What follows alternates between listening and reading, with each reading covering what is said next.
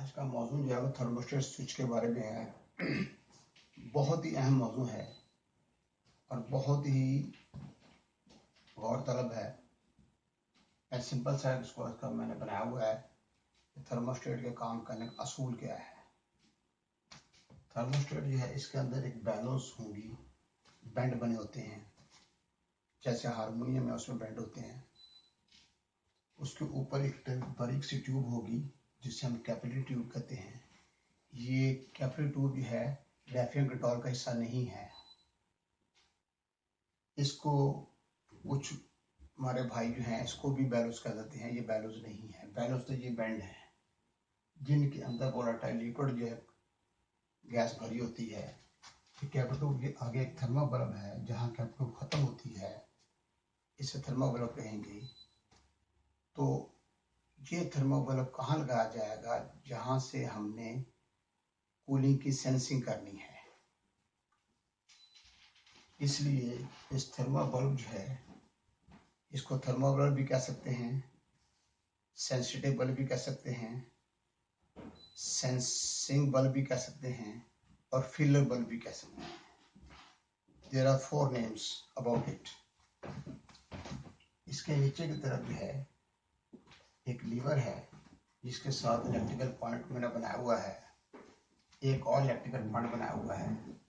जिस वक्त ये बैलोस फैलते हैं तो इलेक्ट्रिकल पॉइंट से अलग हो जाते हैं। जब बैलोस सिकुड़ते हैं तो ये इलेक्ट्रिकल पॉइंट जुड़ जाते हैं। तो ये बैलोस कब सिकुड़ेंगे?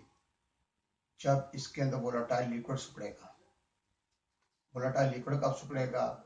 जब वोलेटाइल लिक्विड जो है, ये जो हमारा थर्मल बल्ब है वो ऐसी जगह पर लगा हुआ है जो ठंडी जगह है। ज्यादा ठंडे की वजह से इसका वोलेटाइल लिक्विड जो है वो सिकुड़ेगा और यानी ये गैस सिकुड़ेगी। नाम इसका वोलेटाइल लिक्विड है, यानी ऐसा जैसे लिक्विड होता है। लेकिन जब इसको कैपिलरी को तोड़ते हैं तो उसमें लिक्विड नहीं निकलता, गैस निकलती है। उस गैस का नाम इस किस्म का है।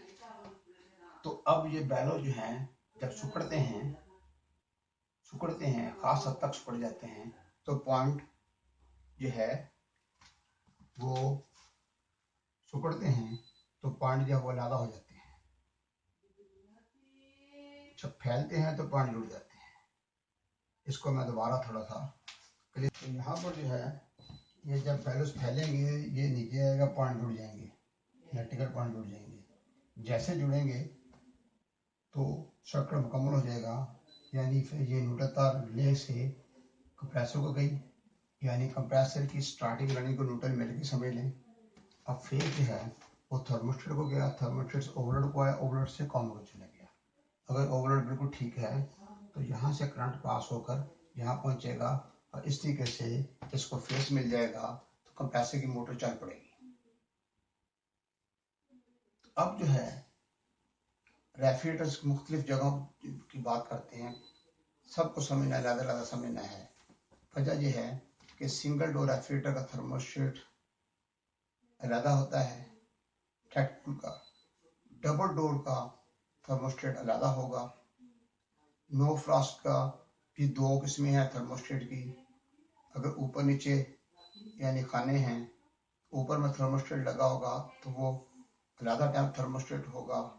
अगर नीचे वाला होगा उसका वो अलग टेम्परेचर वाला होगा। 4 किस्में तो ये बन गई हैं। इलेक्ट्रिक वाटर कूलर का अलग होता है। विंडो एसी का थर्मोस्टेट अलग होगा। पुराने स्प्लिट टाइप एसी जो हैं उनमें भी ये थर्मोस्टेट होता था, सिंपल थर्मोस्टेट होता था, जैसे जो विंडो वाला लगता था वही उसमें लग जाता था। उसके बाद फिर वो वक्त के साथ साथ थर्मोस्टेट की जगह सेंसर आ गए, वो थर्मोस्टेट का काम करते हैं। बहरतौर थर्मोस्टेट बहुत ही अहम चीज है। इसका इस्तेमाल डिस्प्ले कैबिनेट जो उनके अंदर भी हो रहा है, वाकई रेफ्रिजरेटर्स के अंदर हो रहा है। तो थर्मोस्टेट का बहुत अहम किरदार है। थर्मोस्टेट कूलिंग के लिए भी होगा, फ्रीजिंग के लिए भी होता है। थर्मोस्टेट हॉट एंड कूल भी होते हैं, हीट के लिए भी काम करते हैं, कूल भी काम करते हैं। कुछ थर्मोस्टेट सिर्फ हीटिंग के लिए होते हैं कि हीट बढ़ गई स्टॉप, हीट कम होगी, चला दिया सिस्टम को इस तरीके से। तो यहाँ जो मैं बात कर रहा हूँ, फर्ज करें सिंगल डोर रेफ्रिजरेटर जो है उसका थर्मोस्टेट इस तरीके से होगा कि उसका नीचे वाला जो उसका अंदर एवापोरेटर लगा हुआ है उसके साथ थर्मोस्टेट जो है उसका थर्मोवेल लगा दिया जाता है। अब उसके ऊपर फ्रॉस्ट आती है, जब आ जाती है ठंडक बढ़ जाती है, थर्मोकोल वहां लगा होगा, उसकी वजह से वोलेटाइल लिक्विड सिकुड़ेगा और पॉइंट ला जाएंगे, कंप्रेसर की मोटर बंद हो जाएगी। जब टेम्परेचर थोड़ा बढ़ेगा तो फिर चल पड़ेगा। अब ये थर्मोस्टेट में डिपेंड, उस पर नाब लगी होती है, उस नाब को अगर आप दाएं तरफ घुमाते जाएंगे क्लॉकवाइज तो उतना देर के बाद थर्मोस्टेट जो है वो कंप्रेसर को चलाएगा और थोड़ी देर के लिए बंद करेगा। और बढ़ाएंगे तो ड्यूरेशन बढ़ जाएगी। ये नहीं है कि थर्मोस्टेट बढ़ाने से कंप्रेसर की स्पीड बढ़ जाएगी। कंप्रेसर की स्पीड दैट इज कांस्टेंट, वो कांस्टेंट है, वो जितनी उतनी रहनी है, लेकिन ड्यूरेशन बढ़ जाना है। फर्ज करें सिंगल डोर रेफ्रिजरेटर जो है उसको हम थर्मोस्टेट जो है हमने रखा उसको 1 नंबर पर, तो वो पहली दफा जो है वो 45 मिनट चला और 15 मिनट बंद रहा, तो ऊपर बर्फ की तह आई नहीं, ठंडा काफी हो गया। 2 नंबर पे किया, ठंडक में और इजाफा हो गया, काफी ठंडक बढ़ गई, अच्छी खासी बढ़ गई, लेकिन बर्फ की तह सही तरीका नहीं आई। फिर वो बंद होगा, फिर दोबारा चलेगा। फिर 3 नंबर पर कर देते हैं, हल्की हल्की आपको बर्फ की तह नजर उस पर आएगी, उसके बाद वो बंद हो जाएगा, तो बर्फ ज्यादा स्ट्रॉन्ग नहीं होगी, ज्यादा कम डिग्री वाली नहीं होगी। फिर उसको हम आगे करते हैं, 4 नंबर करते हैं, तो बाकायदा बर्फ की तह आपको नजर आती है, वो बंद हो रहा, चल रहा है। अगर हम उसको और इंक्रीज करते हैं, 5 नंबर पर करते हैं, तो ड्यूरेशन और बढ़ जाएगी और स्टॉप होने वाला मामला जो है, यानी ऑफ होने वाला मामला जो है वो कम हो जाएगा। तो इस तरीके थर्मोस्टेट को क्लॉक पर जैसे बढ़ाते जाएंगे तो कंप्रेसर की ड्यूरेशन बढ़ जाएगी। लेकिन इसमें बहुत सारी बातों का मद्देनजर रखना पड़ता है कि अगर फर्ज कर सिंगल डोर रेफ्रिजरेटर जो है वो 4 नंबर पर थर्मोस्टेट सही काम कर रहा है, तो मेरा मशवरा ये होगा कि उसको 5 नंबर बना करें। एक तो बिजली का बिल कम आएगा और आपकी ऊपर चीजें जो है मुंजमद नहीं होंगी, उसके अंदर और नीचे चीजें ठंडी रहेगी, किसी किस्म का कोई साइड इफेक्ट नहीं होगा और कई साल तक रेफ्रिजरेटर सही रहेगा। वो कुछ लोग कहते हैं गर्मियों में ऐसे कर दो, सर्दी में ऐसे कर दो, टेम्परेचर तो वही रहना है फूड के लिए। ये नहीं कि गोश्त के लिए टेम्परेचर जो सर्दी में ज़्यादा होगा, गर्मियों में ज़्यादा होगा, आइसक्रीम के लिए ज़्यादा होगा, गर्मियों में सर्दी में ज़्यादा होगा, ठीक है, ऐसा नहीं है। आइस का टेम्परेचर कोई भी मौसम हो, किसी किस्म का मौसम हो, कोई भी हालात हो, वो टेम्परेचर तो उसको वही चाहिए ताकि आइसक्रीम सॉलिड रहे। अगर आपने मक्खन रखा तो मक्खन सॉलिड रहे, अगर ऊपर आप घी रख रहे हैं तो घी सॉलिड रहे, अगर उसमें आप किसी किस्म का गोश्त रखते हैं, ठीक है ना, यानी मछली का गोश्त रखते हैं, मुर्गी का गोश्त रखते हैं, या बकरा गोश्त रखते हैं, या बड़ा गोश्त रखते हैं, कोई भी रखते हैं, वो तमाम जो हैं वो मुजमद होंगे, बेशक सर्दी हो या गर्मी हो। इसी तरीके से ये नहीं कि दूध सर्दियों में ज्यादा ठंडा करना, गर्मियों में कम ठंडा, उसका टेम्परेचर है, फ्रीजिंग टेम्परेचर से कम है, ज्यादा रखें आप, फ्रीजिंग टेम्परेचर से टेम्परेचर ज्यादा रखें, लेकिन इतना ज्यादा न रखें कि दूध खराब हो जाए। इस तरीके से दूध का टेम्परेचर है, दही का टेम्परेचर है, सालन का टेम्परेचर है, मेडिसिन का टेम्परेचर है, अल्लाह आपका भला करे। उसमें दूसरी चीजें हैं, फल सब्जी सबका टेम्परेचर है, वो टेम्परेचर कितना होना चाहिए और एवापोरेटर का टेम्परेचर कितना होना चाहिए। तो सिंगल डोर रेफ्रिजरेटर जो है, अब पानी जो है वो 32 फ़ारेनहाइट के ऊपर के नीचे मुंजमद होना शुरू हो जाता है। तो जाहिर बात है कि पानी का टेम्परेचर ज्यादा कम टेम्परेचर करेंगे तभी पानी उसके अंदर रखेगा, मुंजमद होगा, आइसक्रीम मुंजमद होगी, बाकी चीजें जो मुंजमद करनी है वो मुंजमद होगी, वो फ्रीज होंगी। उसमें टेम्परेचर जो है यानी वो 10 फ़ारेनहीट पर बंद हो और वो 14-15 फ़ारेनहीट पर चल पड़े। ये टेम्परेचर भी रखा जा सकता है।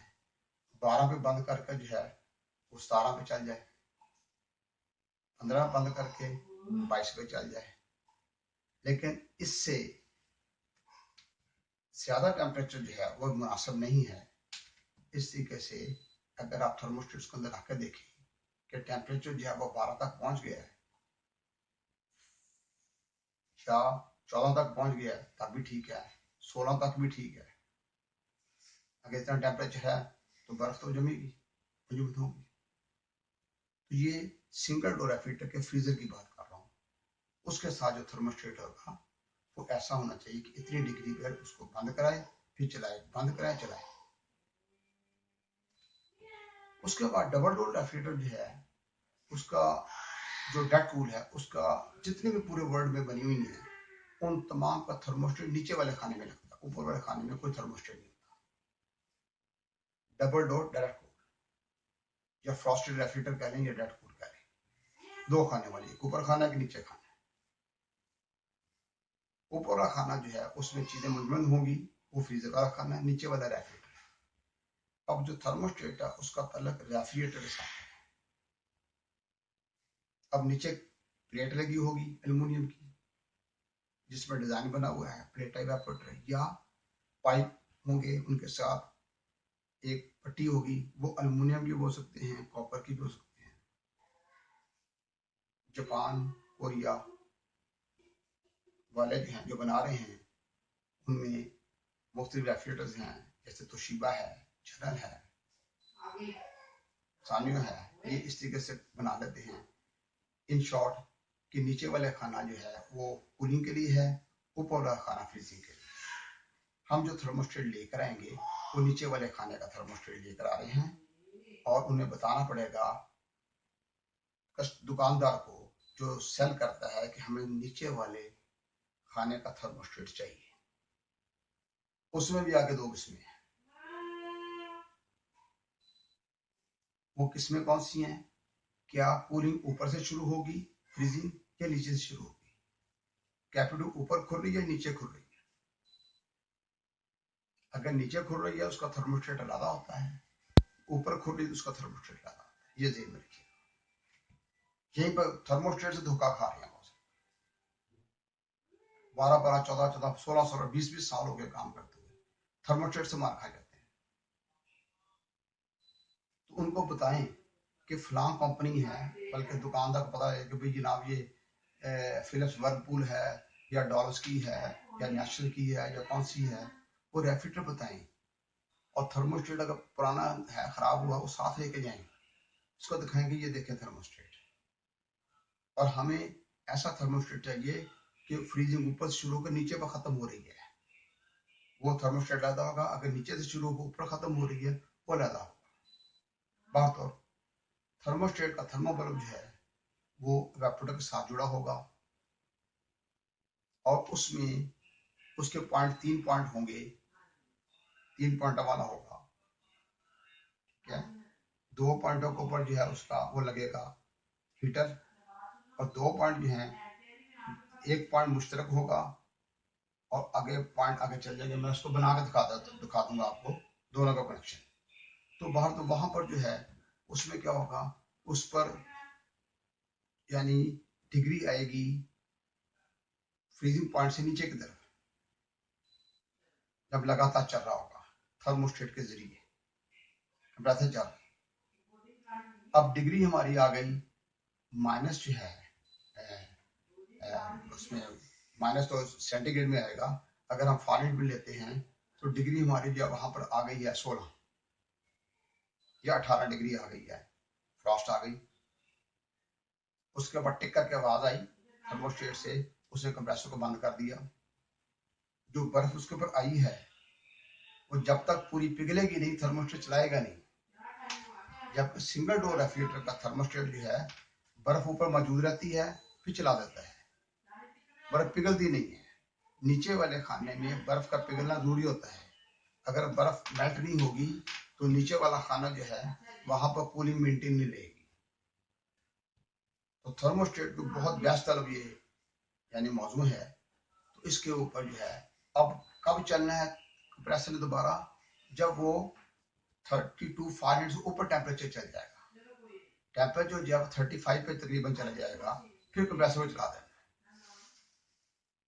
फिर डिग्री नीचे आएगी, फ्रॉस्ट आएगी, फिर पिघलेगी, फिर आएगी, फिर पिघलेगी। उसमें अगर आप सिर्फ एक नंबर पर थर्मोस्टेट रख देते हैं, एक नंबर पर, वहां पे भी रेफ्रिजरेटर बिल्कुल सही काम करती हैं।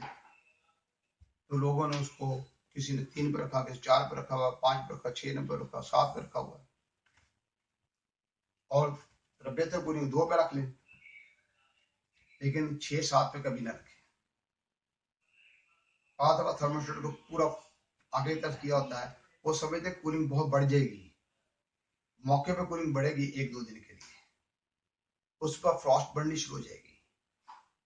इतनी ज्यादा फ्रॉस्ट आ जाएगी कि वो फ्रॉस्ट जो है वो बजाय फायदा को उल्टा नुकसान में होगी, क्योंकि एवेपोरेटर की जाती डिग्री जो है बहुत कम है, बर्फ की डिग्री ज्यादा उसकी निस्बत। तो वो जो फ्रॉस्ट है, जो बर्फ आई हुई है, वो इंसुलेशन का काम करती है, तो नीचे चीजें खराब होनी शुरू हो जाती हैं।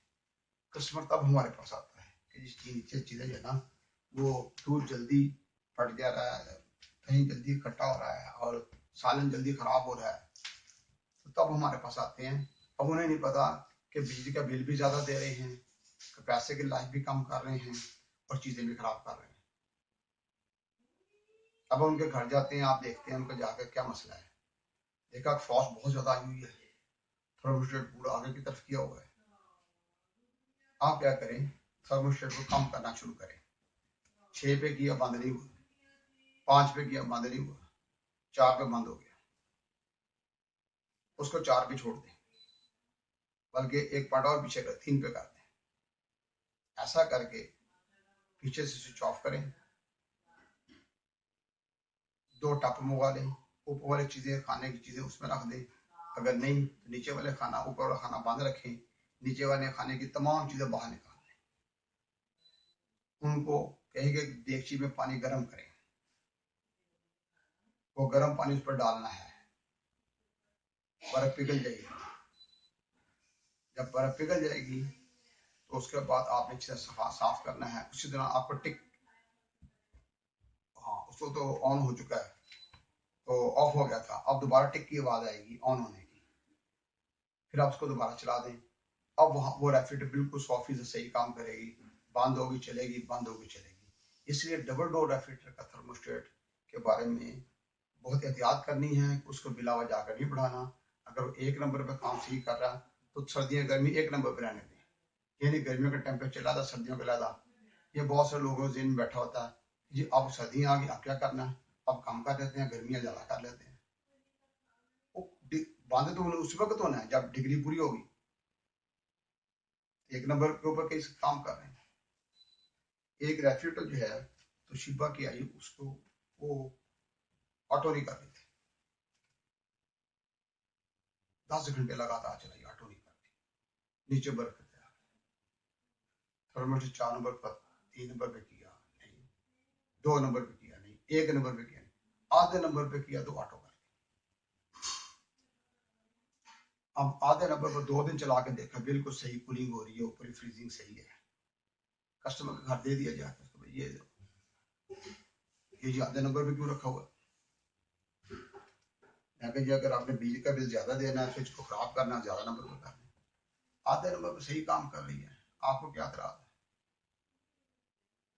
प्रॉब्लम हो मुझे बता दीजिएगा। आधे नंबर पर रखा तो 7 साल आधे नंबर पर रही, कुछ भी नहीं हुआ, फ्रिज बिल्कुल सही काम कर। सिर्फ ये देखना है, बाद दफा थर्मोस्टेट जाम हो जाता है, वो फिर कम नंबर पर काम, बाद फ्री हो जाते हैं, वो ज्यादा नंबर पर काम करना शुरू कर देते हैं। ये थर्मोस्टेट जो है ना, ये घुमा देता है अच्छे खासे बंदे को, घुमा देता है। एक घर जो है उसमें थर्मोस्टेट को 19 नंबर लिखे हुए, उनको 7 को 19 नंबर तक दिया हुआ, इटली वाला। वो बंदा कहता जी मुझे कहना, क्योंकि रूटीन में तो 19 नंबर नहीं होते, 7 नंबर होते हैं। मुझे कहना कितने नंबर पर रखूं जी, भैया 2-3 नंबर पर रख लो। सरकारी वो तो कूलिंग ही नहीं कर रहा, वो थोड़ी देर चलता बंद ही रहता वो। चल 5 नंबर पर कर लो भाई, उसने कंप्लेन की। फिर मैं 7 नंबर पर कर लो, मैंने 7 नंबर पे किया जी, कुछ नहीं। मैं चलो मैं आपको देखता हूँ, जाकर देखा उसके तो नंबर ही 19 बने हुए। वो थोड़ी देर चला, ज्यादा देर बंद रहता था। मैंने थर्मोमीटर उसका बढ़ा दिया, बढ़ाकर जो 15 पे कर दिया।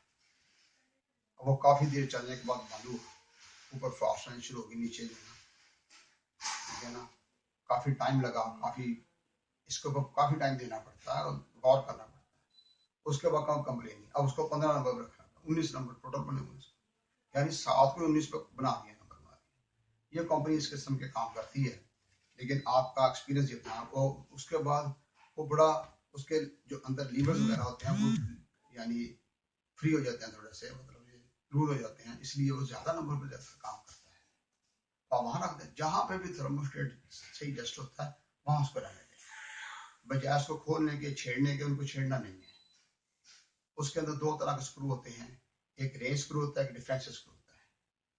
रेन स्क्रू जो है दोनों के काम है।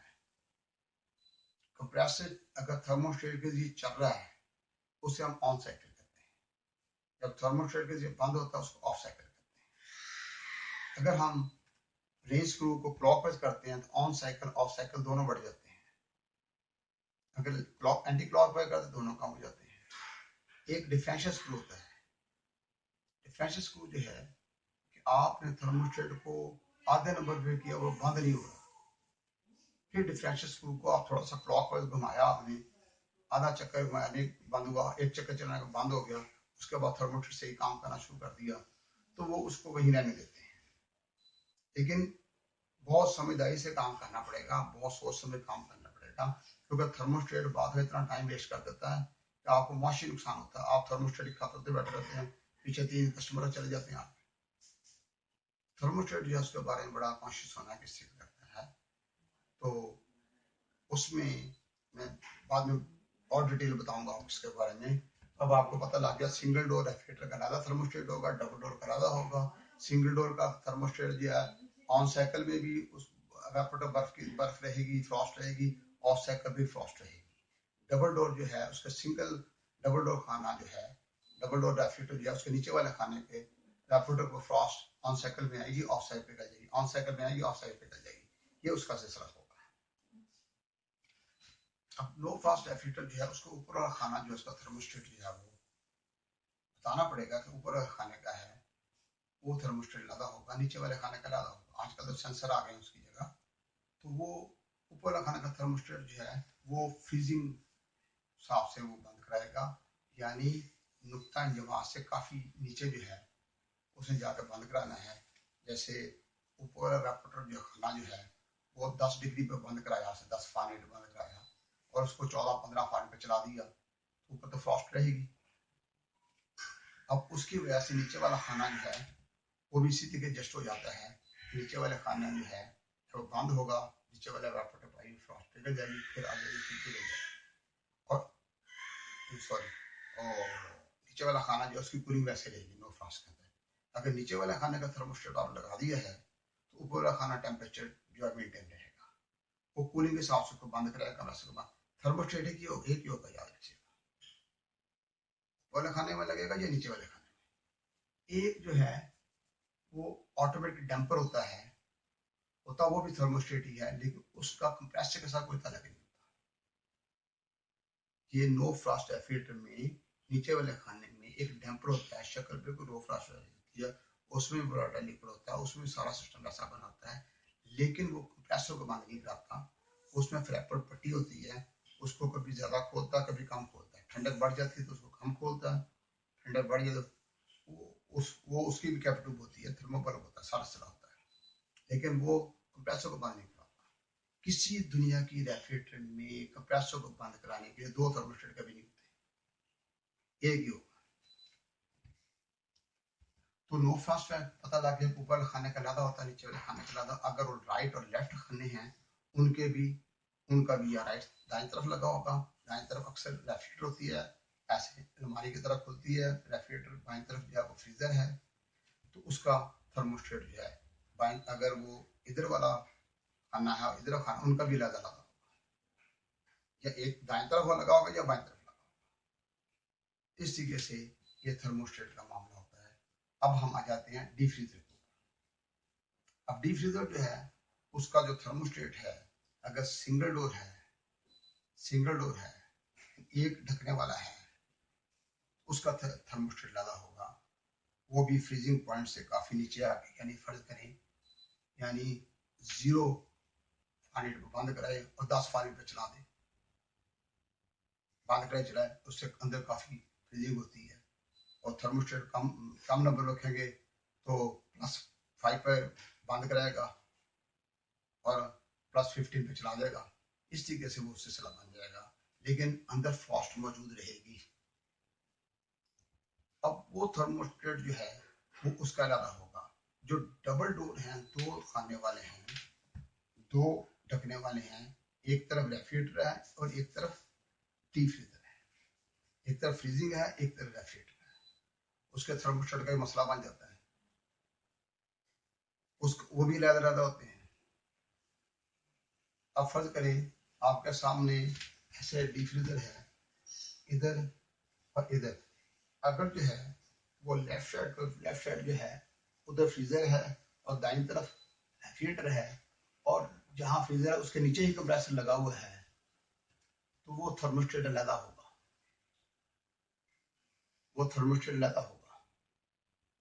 वो सिंगल डोर वाला थर्मोस्टेट वहां काम कर जाएगा।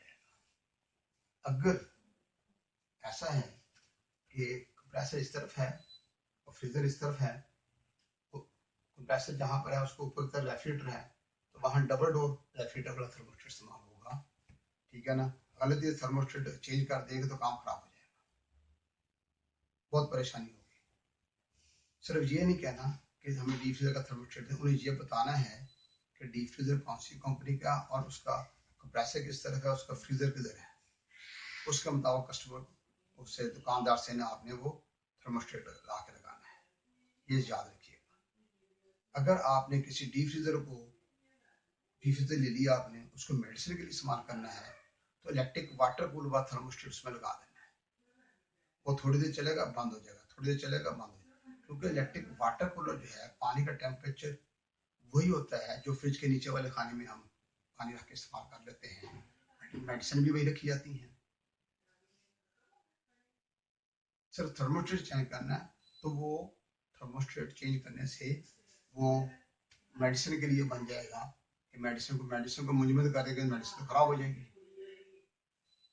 इस तरीके से यानी उसको मेडिसिन के लिए रख सकते हैं। इसी तरीके से उसको बॉटल कूलर बना सकते हैं। अगर किसी डीप फ्रीजर को बॉटल कूलर बनाना है, बाजार से डीप फ्रीजर ले आए नहीं, तो थर्मोस्टेट चेंज कर दें सिर्फ। उससे क्या होगा कि उसकी जो बॉटल्स हैं वो मुजमद नहीं होंगी। ये बहुत बड़ी बेवकूफ़ी की जा रही है, जहाँ पे भी इस्तेमाल किया जा रहा है कि डीप फ्रीजर को ले आते हैं, डीप फ्रीजर जो है बोतलों के लिए नहीं होता, उसमें बोतलें भर देते हैं। चलो जी, बाद दफा बोतलें मुजमद हो जाती हैं। वो दुकानदार को ये समझ नहीं आती कि मैंने उतने पैसे कमाने नहीं जितना बिजली का बिल दे देना, तो चलते जाना चाहता है, फ्रीजिंग बर्फ बन जाती है।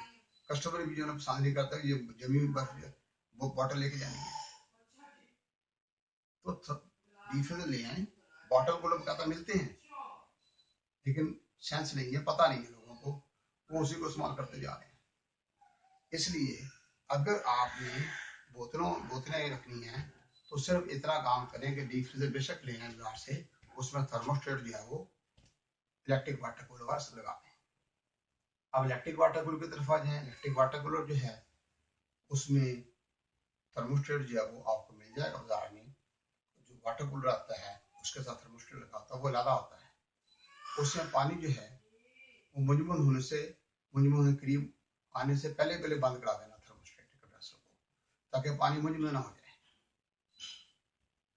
अब उसमें थर्मोस्टेट जो उस पर 7 नंबर है, अगर आप 7 नंबर रख देते हैं तो फ्रीजिंग पॉइंट के बिल्कुल करीब पहुंच जाना उसने।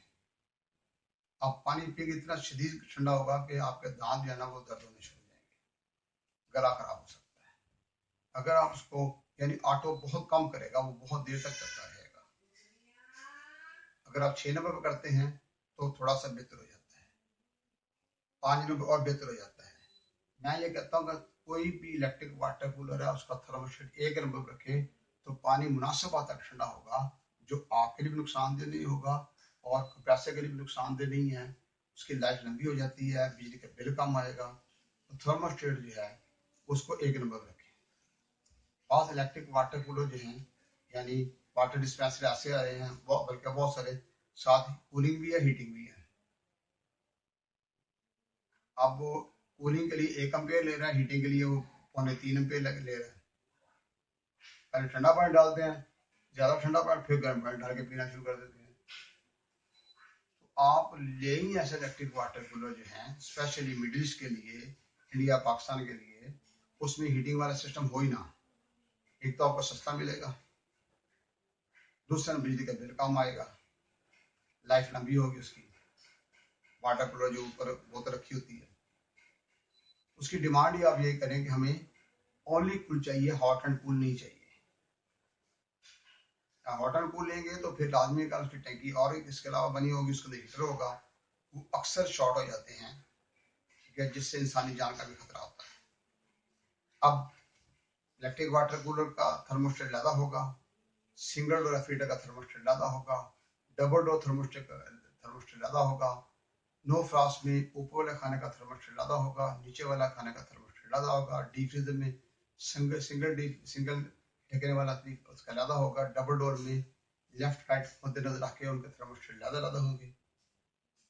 अब ये नहीं कि थर्मोस्टेट जहाँ से मिला जहाँ मर्जी लगा दें। अब हम आ जाते हैं विंडो एसी पर। विंडो एसी में एक थर्मोस्टेट लगा होगा, वो थर्मोस्टेट जो है आप सिर्फ बता देना कि विंडो एसी का थर्मोस्टेट 2 पॉइंट उसके होंगे, जो ओनली कूल वाला है, 2 पॉइंट है, पूरे वर्ल्ड में वही थर्मोस्टेट जो है वो लगेगा। देखने में फ्रिज का थर्मोस्टेट, वो थर्मोस्टेट एक जैसे नजर आ रहे हैं आप,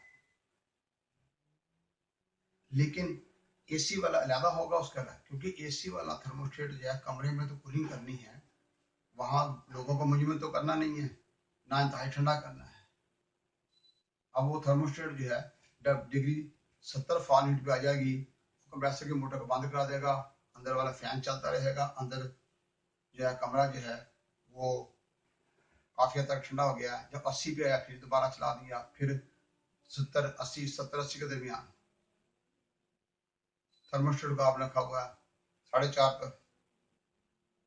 अगर आप उसको 3.5 4 पे कर देते हैं तो फिर डिग्री जो है वो 75 76 के ऊपर उसने 75 या 74 बंद करा देना है और 82 पे बाद 3 पे चला देना है। वो बहुत अच्छा है। अगर जो विंडो एसी है उसका कैपेसिटी चलता है, फर्ज करें वो ले रहा है 10 एम्पेयर, फैन ले रहा है 1 एम्पेयर, तो टोटल 11 एम्पेयर हो गए। इसलिए थर्मोस्टेट के बारे में याद रखिएगा कि बिजली का बिल का थर्मोस्टेट के साथ बहुत गहरा ताल्लुक होता है। अब बिजली का बिल तभी कम होगा जब आप रेफ्रिजरेटर का थर्मोस्टेट मुनासिब रखें, डीप फ्रीजर का मुनासिब रखें, इलेक्ट्रिक वाटर कूलर का मुनासिब रखें, विंडो एसी उसका मुनासिब रखें, अगर स्प्लिट एसी के पुराने मॉडल उसका मुनासिब रखें, अगर आपके पास रिमोट है उस पर डिग्री देखे कितनी लिखी है उसके मुताबिक उसको मुनासिब रखें। ये बहुत है। इसके अलावा रेफ्रिजरेटर्स हैं, शीशे वाली रेफ्रिजरेटर्स हैं, डिस्प्ले कैबिनेट जिन्हें हम कहते हैं, वो छोटी भी हैं, 18 मुका फुट की हैं, 48 मुका फुट की हैं, 52 मुका फुट की, 80 मुका फुट की हैं। अब उसमें भी थर्मोस्टेट लगा हुआ है। अब थर्मोस्टेट जो है वो डिपेंड करता है कि आपने कितनी कूलिंग लेनी है। अब जो है थर्मोस्टेट जो है उसका भी आपने देखना है कि इतनी कूलिंग हो कि लोग मुनासिब बात तक उसमें मुख्तलिफ किस्म मशरूबात रखे हुए हैं, पेप्सी 7 कोक रखा हुआ है, सब देखेंगे और इतने होने चाहिए कि मुनासिब बात तक ठंडे हों, बस ठीक है। अदरवाइज आप सारे ज्यादा किए होंगे तो बिजली के बिल बहुत ज्यादा बढ़ जाएगा। अब सुपर मार्केट के अंदर बात नहीं पता उनको कि इसको कहाँ रखना है, वो बढ़ा के रखते जा रहे हैं, तो बाद में वो सुपर मार्केट वाला जो है वो परेशान होगा जिससे मार्ट बनाया हुआ है कि भाई बिजली का बिल ज्यादा आ रहा है, वो अपनी गलती की वजह से आ रहा है। आप थर्मोस्टेट कंट्रोल करें, इस तरीके से ये होगा सिलसिला, ठीक है ना। थर्मोस्टेट के अंदर मैंने आपको बता दिया कि डिफरेंशियल स्क्रू का बड़ा अहम किरदार है, बहुत अहम किरदार है। मैं एक छोटा सा वाकया जो है वो बता रहा हूँ, अपनी वजह से नहीं, आप लोगों को बताने के लिए कि दमाम शहर में हम बैठे हुए हैं, तो वहाँ कंपनी बहुत बड़ी अराजी कंपनी सऊदीया में, वो हमारे पास आ गई, हमें रेफ्रिजरेटर ऐसी चाहिए जिसमें चीज़ें जो है ना वो मुंजमद ना हो और 3 दिन तक खराब ही ना हो गोश्त। वक्त हमने जिद्दा भी घूम लिया, रियाद भी घूम लिया, बड़े शहर घूमे हैं, अब हम अमेरिका से कंसल्ट करना चाहते हैं कि हमें ऐस किस्म के रेफ्रिजरेटर चाहिए। हमारे आगे पूछा उनसे, मैनेजर से, कहते हैं ऐसी तो नहीं है, ठीक है ना, कि फ्रीजिंग पॉइंट के नज़दीक हो या तो चीज़ें मुंजमद करती है, ठंडी करनी होती है, ये तो ठंडी करने वाली हमारे पास है। मैंने कहा आपने करना क्या है, मैं वहाँ बैठा था, पूछा उनसे मैं क्या करना, कहते हैं उन्होंने मुर्गी जो है ना ज़िबा करके उसके अंदर रखनी है। वहाँ दुनिया में अब लोगों का टाइम नहीं है कि वो मुर्गी ज़िबा करें, बैठे हुए, एक ने 6 मुर्गी लेनी थी, 2 लेनी थी, 3 लेनी है, घंटा 1.5 घंटा बैठने वाला मामला नहीं है। अब कस्टमर को ये बताया जा रहा है कि मुर्गी ताज़ी भी है और जल्दी मिल जाएगी। उन्होंने क्या करना है, पैकिंग के अंदर जो है ना, अगर तो फ्रीजर में रख देता वो तो फ्रीज हो जाती है, तो फ्रीज भी नहीं होगी। उन्होंने कहा ये ऐसा टेम्परेचर चाहिए जिस पर मुर्गी जो है वो खराब भी ना हो और फ्रीज भी ना हो। अब उसका थर्मोस्टेट जो है वो बंद कहाँ पर हो रहा है वो मैं देख रहा हूँ, ठीक है ना, कहाँ बंद हो रहा है। अगर हम सेंटीग्रेड में लेते हैं तो सेंटीग्रेड में जो है वो 9-10 पे बंद हो रहा है और फिर वो 12-13 पे चल रहा है। मैंने उसका जो डिफेंस स्क्रू था उसको मैंने लूज किया ताकि ज्यादा देर तक चले। ये जो बैलोज हैं अगर जल्दी सुखड़ेंगे तो जल्दी बंद हो जाएगा, उसको लूज किया। अब डिग्री जो है वो 4.5-5 तक आ गई। उसके बाद मैंने हौसला हुआ कि ये ज्यादा देर तक चला, कूलिंग बढ़ गई और उसको एंटी क्लॉकवाइज घुमाया और ज्यादा देर तक चला। अब डिग्री मैंने लेकर आया हूँ 2 सेंटीग्रेड। 0 सेंटीग्रेड नीचे बर्फ होती है, 5 सेंटीग्रेड पर चल पड़ा, 2 में बंद हुआ, 4 बंद हो रहा है। मैंने कहा इसमें मुर्गी रखी आप 3 दिन रखी, चौथे दिन आप उसको लेबोरेटरी टेस्ट करवाएं कि ये गोश्त ठीक है और वो नरम है और ख़राब भी नहीं हुई।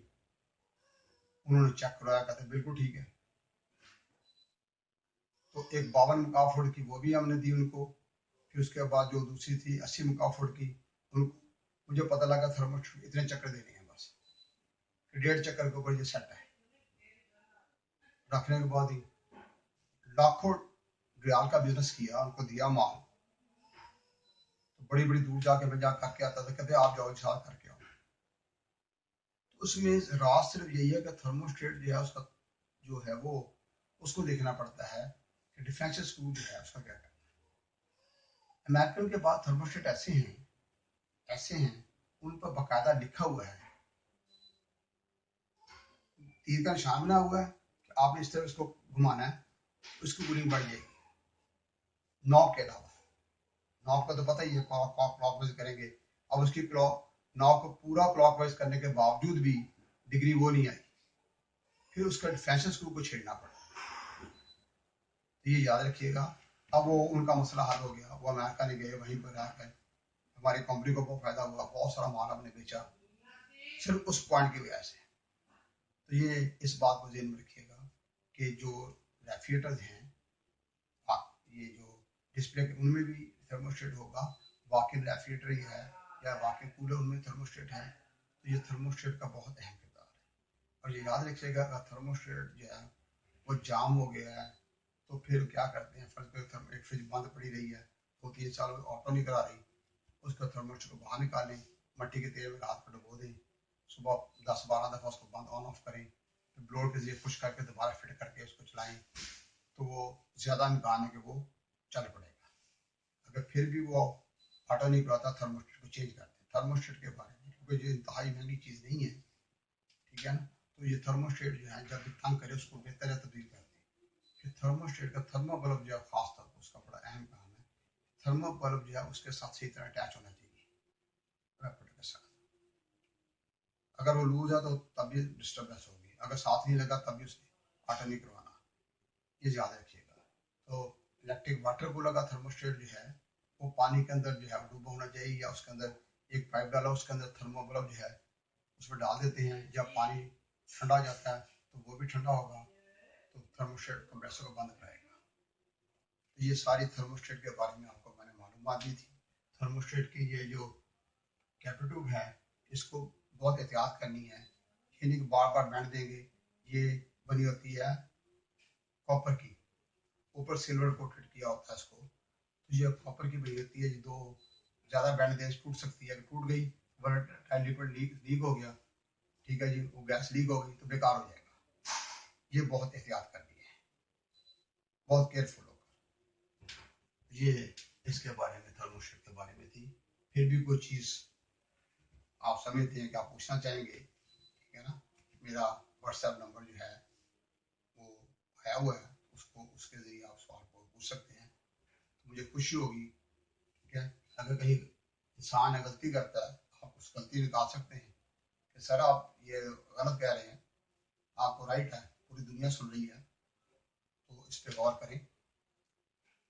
जो मुझे ऊपर वाले ने जो कुछ मुझे दिया मैं आगे बांट रहा हूँ, आप भी आगे बांटे। तो ये अब हमारा जो है हमने रिले पढ़ लिया, कंप्रेसर के बारे में पढ़ा, ओवरलोड के बारे में पढ़ लिया, डोर स्विच के बारे में पढ़ लिया है, थर्मोस्टेट के बारे में पढ़ लिया है। अब मैं क्या करूँगा, आपके सामने रेफ्रिजरेटर जो है, सिंगल रेफ्रिजरेटर का थर्मो यानी इलेक्ट्रिकल डायग्राम कैसा होगा वो आपके सामने बनाऊंगा, वो आपने डायग्राम पर गौर करना है। उसके बाद डबल डोर रेफ्रिजरेटर जो है उसका डायग्राम कैसा होगा उसको आपने देखना है। इलेक्ट्रिक वाटर कूलर का डायग्राम जो है, इलेक्ट्रिकल डायग्राम कैसा होगा, उसमें थर्मोस्टेट कैसे लगेगा। उसके अलावा डीप फ्रीजर जो है उसका जो मतलब ये है कि थर्मोस्टेट कैसे लगना है, उसके अंदर कैसी इलेक्ट्रिकल वायरिंग है वो आपको देखनी है। फिर विंडो एसी जो है उसके बाद में चलेंगे उसके ऊपर, जब हम कैपेसिटर वाली मोटर को साथ अटैच करेंगे तो अब सारी हमारी बातें प्रैक्टिकल की हो रही है। ये थर्मोस्टेट के बारे में जो मैंने आपके सामने सर करवाया इसको आपने गौर करना है। ऐसे ही मुख्तलिफ जगह पर जहाँ पे टेम्परेचर कंट्रोल करना होता है वहाँ पर थर्मोस्टेट होंगे। हीटिंग वाले थर्मोस्टेट ज़्यादा होते हैं, कूलिंग वाले थर्मोस्टेट ज़्यादा होते हैं। कुछ थर्मोस्टेट ऐसे हैं जो हीटिंग और कूलिंग दोनों का काम करते हैं, उनके 3 पॉइंट होंगे। वो जो विंडो सी है उनके अंदर इसका इस्तेमाल हो जाता है, जो हॉट एंड कूल होंगे, ये हीट एंड कूल है। लेकिन जो ज़्यादातर कूल जो है उनके कोई मुश्किल नहीं है, ये भी मुश्किल नहीं है। लेकिन बात मैं फिर बता रहा हूँ कि रिले जो है वो भी सीरीज में लगेगी, एक तार पे लगती है, ओवरलोड भी सीरीज में लगती है, एक तार पे लगती है, और थर्मोस्टेट भी एक तार पे लगता है, ये याद रखिए।